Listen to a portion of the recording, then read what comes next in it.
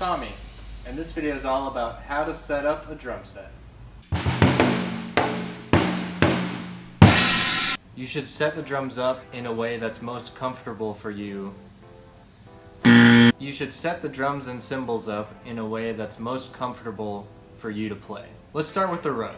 So unless you practice in a place that is all carpeted already, you're gonna need a sturdy rug that won't slide all over the floor. I like to screw on a 2x4 at the front of my rug so my bass drum can stop on the 2x4 and it won't slide around or go forward past the stage or anything. I actually played a show where my bass drum fell off the front of the stage in the middle of a song, which was super embarrassing.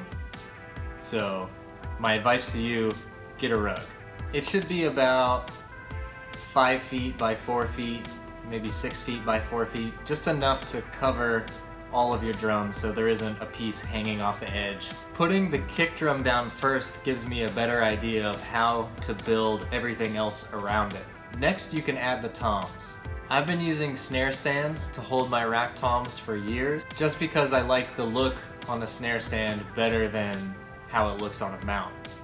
Some people claim that mounts are better for drum sustain, and that if you use the rack tom on a snare stand, it chokes the sound and can cut a lot of the tone out. In my personal experience, I haven't really noticed that much of a difference, and the only scenario I would say it's better to have a mount would be in the studio.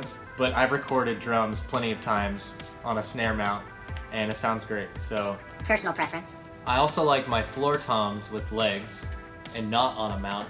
For one, it just looks cooler, and also whenever I play a floor tom on the mount, it always bounces up and down every time I hit it, and that just really bums me out, so I don't mess with that.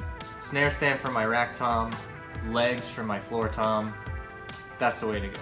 Now when you set up the snare, you want to make sure you leave enough space for your leg between the snare and the floor tom, because you don't want your leg every time you hit the bass drum to be rubbing up against the hardware on the drum. I like to use a variety of straight cymbal stands and boom cymbal stands.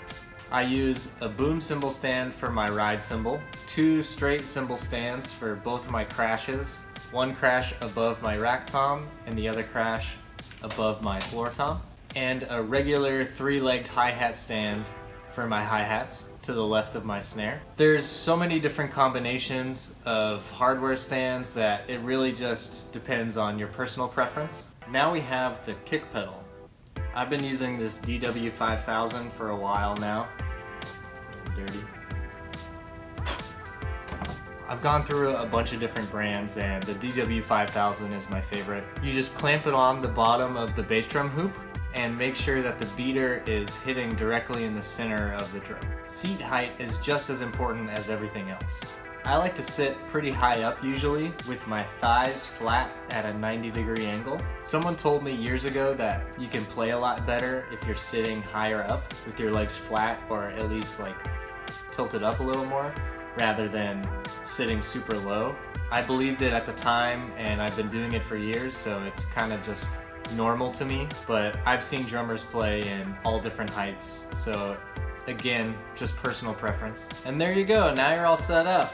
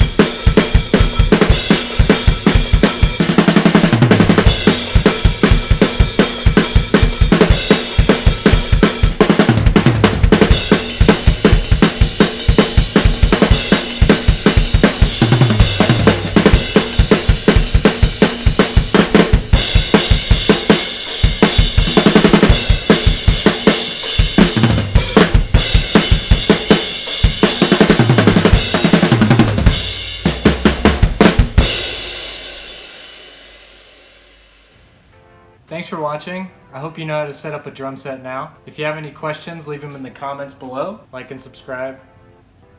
Thanks.